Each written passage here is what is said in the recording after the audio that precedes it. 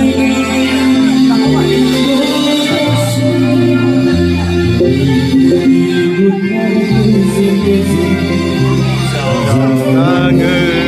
không bỏ lỡ những video